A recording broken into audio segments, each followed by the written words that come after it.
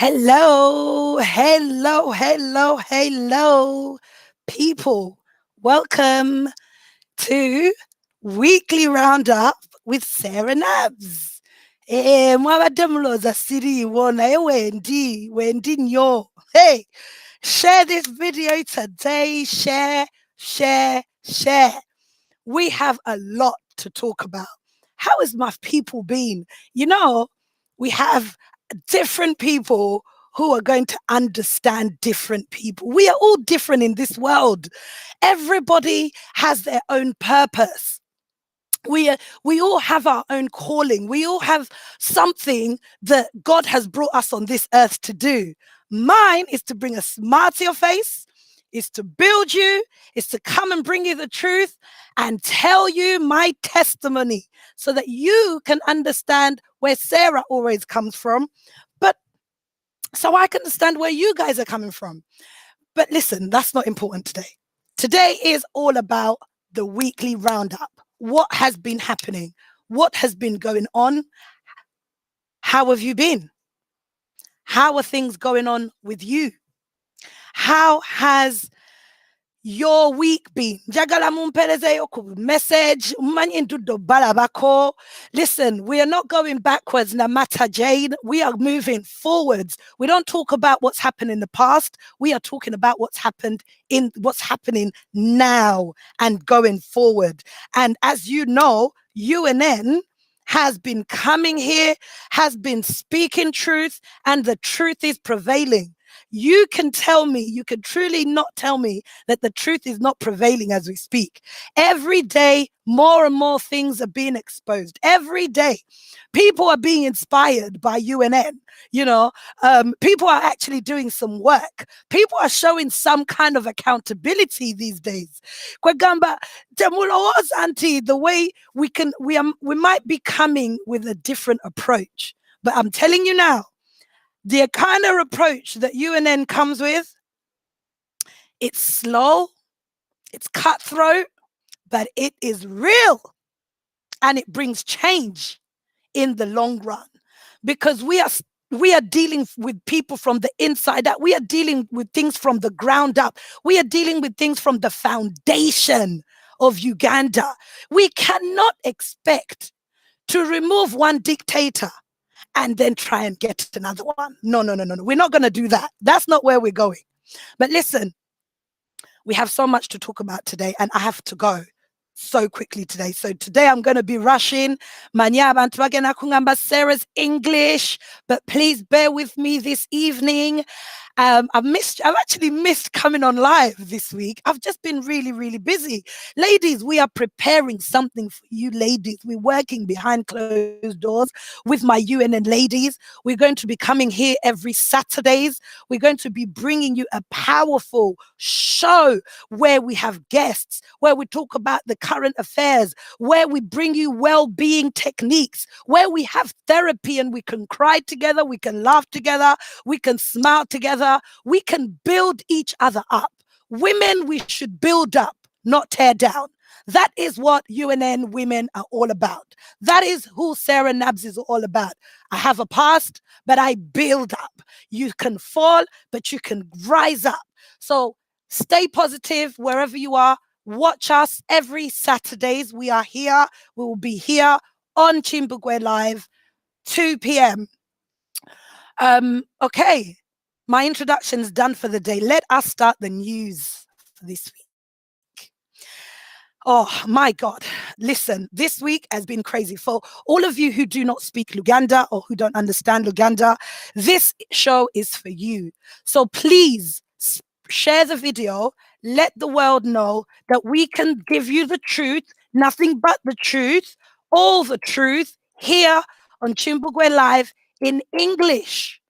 In English, ladies and gentlemen, so that the world and the international community can understand, can know why and what is going on and why we have to remove a dictator. You all saw today the impact to what social media and your pictures and your comments and your hashtags, what it's doing. We got some sort of sanction today, Banange. We should celebrate that. Listen, we are doing. But you want to account on Twitter. You've got an account on Facebook. You've got an account. You have the power to do something. And that something is working. Just don't stop. There's no giving up. Listen, the revolution is not for the meek. The revolution is not for those who are soft. The revolution is not for those who are not strong enough and not being able to fight the battle to the end. This thing, you have to be prepared to die for it. Are you prepared? Kwa waliwo kubera ku social media ne mu commenting ne muyita abantu abanyampi ne muyita abantu chimbugwezi manyampi M7's Asian. Come on, like, but that's where your battle ends. Revolution is bigger than that, ladies and gentlemen. This thing starts from the inside out. This thing starts from you knowing your purpose. This thing does not end on Facebook. There's still a battle after we all log off. Information comes slowly, but as it comes, the truth always shows itself. We've been talking to people about our kabaka for months and months.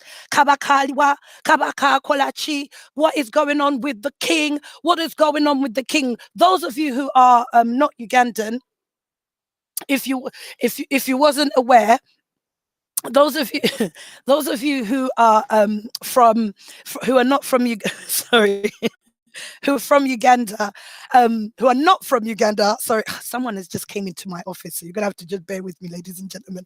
So I got distracted.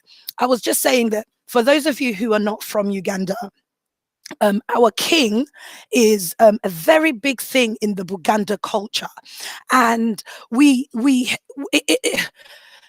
listen, it's a massive deal, and he's there for the people. That's who he is. He represents the Buganda culture. So when he comes out in the open and they are celebrating his birthday, we are expecting a well looked after king, a king who comes with confidence, who comes with integrity, who comes with such poise and elegance, with his wife right next to him, only for us to receive what we received this week, only for our kabaka to come looking shocking on his 66th birthday. Don't get me started on the coffin-looking cake. I mean, what the hell was that all about? Ladies, what was that about? How can it be? How can it be that this cake was looking like a coffin and someone made this and said, this is what we're going to give our king? But Nange, where are all the decorators who are decorating all these beautiful cakes that we see on social media? Where are the decorators who actually know what to do to deck for your king? This is all we could provide? No. Ugandans, we've got to do better. The Kabaka's appearance looked shocking. His wife, listen, be on the show for tomorrow, Saturday. We will talk about the wife. We will talk about the women's role in these things. I was flabbergasted. As he looked frail, he was talking to himself. He could even barely cut the cake.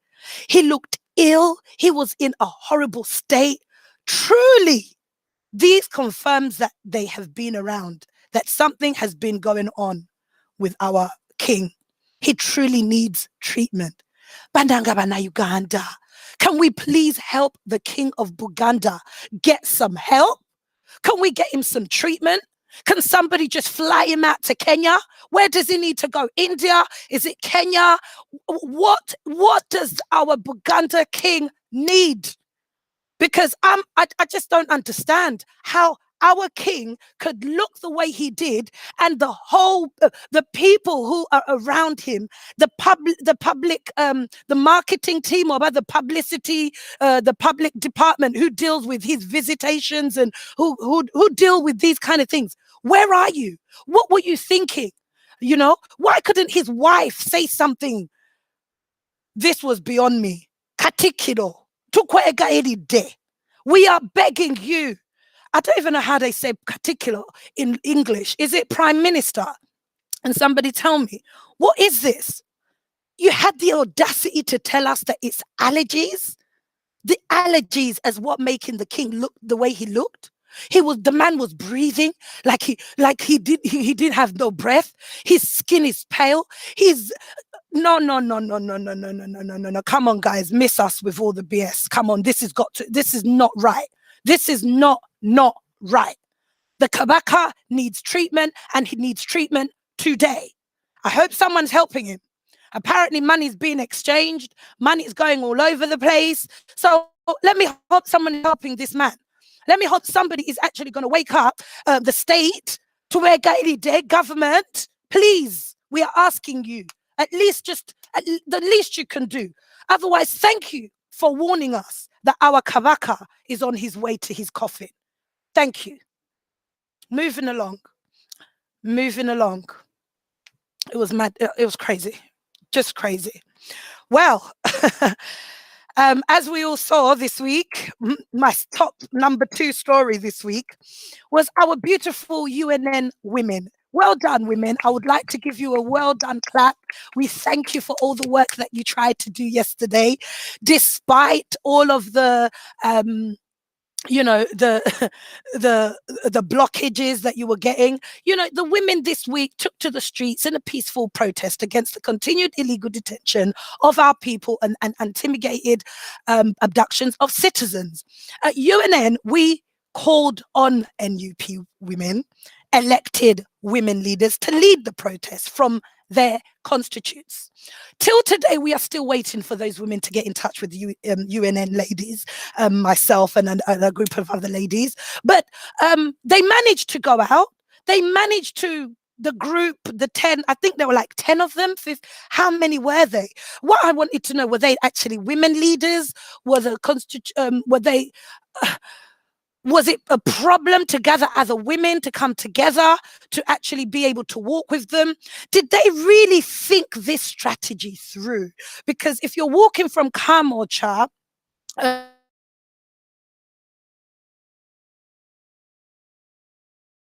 on borders. I used to get from borders from Kamorcha all the way to Naguru, or about going to Kololo, what's it called? Muyenga, Kampala Road, to go to the lunch hours. Yes, I did all of that. So I do know Uganda. So if they were walking from Kamorcha from head office, and they're saying they're going to walk to the State House, what I would like to know is when they're walking to how are they going to get to the State House walking? A group of 10 of them, they tried. It was a great gesture. It was a good gesture. Some even wore heels. Some put on makeup. They put on their gomesi. They tried their best. And do you know what? I want to thank you, women, NUP women, because we wasn't exactly sure what NUP women actually went, whether it was the mothers. They said it was the mothers and and some of the victim parents and the wives. And well done. You did what you could do, NUP ladies. You did what you could do to represent. I pray that we can push a little bit more. I pray that we can do more of these women protests, and maybe in bigger numbers. I pray that women can actually come together and we do bigger events like this and all work together, because as somebody has been saying on social media, it's time to unite. It's time to unite. Let's forget about the small talk and act. Okay, moving along, ladies and gentlemen. I'm be my trying there. Well, poison in Uganda, it's no secret anymore. The poison legend in Kampala goes that sometimes in the late 1990s, a young aide to President Museveni, Noble Mayombo, mooted the idea of introducing poison into the political arena in Kampala. Mayombo argued that some political enemies needed to be quietly silenced without the fanfare and drama that defined President Amin. David Paul Cole strongly argued against the idea, saying that once poison was in the mix, this is like in the political mix, this is like in the military, in military, when you're fighting and the army and things like that, is alleged. David Polko strongly argued against the idea, saying that once poison was in the mix, it would be difficult to get rid of it or even to control it. It is alleged that Mayombo was one of the first people to go down with poison. More people like Haji Hussein, who was silenced and now speak aided with batteries inserted in their bodies, you saw that earlier on this week, have suffered from the same fate. The list is endless, ladies and gentlemen. Serena Nabanda, Dr. Cyprian Chizito, Ranga Mulabye, many more. You heard the story from our Princess of Torah this week. Poison is running rampant all over Uganda. Women, families, communities, please, we're asking you, be careful. Be careful. We hope more people come out and openly speak about poisoning instead of just whispering about it. And I pray that we could actually try. I pray that we could actually try. No. Okay. Going on to my next news round today. Sorry, that was my daughter in the background. Top number four story. Mother stages lone protest over son and shot dead during the November riots. The mother lost her son during these riots, and she's been asking to get her. She wants victory. She wants justice for her son, Miss Hajara Nachito. Nachito on Monday staged a lone protest at the gates of Parliament seeking justice for her 15-year-old son, Amos Segawa, a student at Lumbiri High School. Her son was shot in the mouth by a stray bullet on November the 18th, 2020, but since then nobody has approached her. Police guards at Parliament blocked her and confiscated the placard that she was carrying. She was directed to proceed to the next gate despite her instance on meeting the Speaker of Parliament, Rebecca Kadaga. She wanted Kadaga to take her to Mr. Museveni, who promised compensation for the riot victims.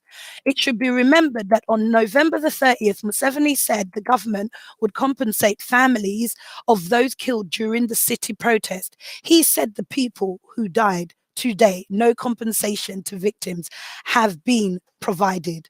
The mothers are still seeking 2 billion compensation. I don't know whether they're ever going to get that money, but I think we should just move on because we know this lady is probably not going to get anything from the government. She's just going to have to move on from her children, and heal from the broken heart of her son dying in these riots. Ladies and gentlemen, we need to pray for our country because a lot of things that are happening in our country are not good. They're not good at all. Continuing on to our next story. The Deputy IGP, Paul Lockheath, has ordered a probe to probe police officers who are leaking internal information, that some UPDF personnel leak confidential information to the public and social media. He said in his memo to all the police commanders. Lockheath has now directed Brigade Chris Damolila, the police director for crime intelligence, to ensure an investigation is conducted and culprits apprehended. So the underpaid police officers, they could evidently give their confidential information out at a fee. Well done, police officers, for continue to bring out this information. We need this information. So yes, if you're going to find a way of making extra money this way, then so be it. Please continue to give us the information and forget those police officers, because at the end of the day, we need this dictator off, and we need him off like yesterday. Oh, sorry, just bear with me. What's our next Story.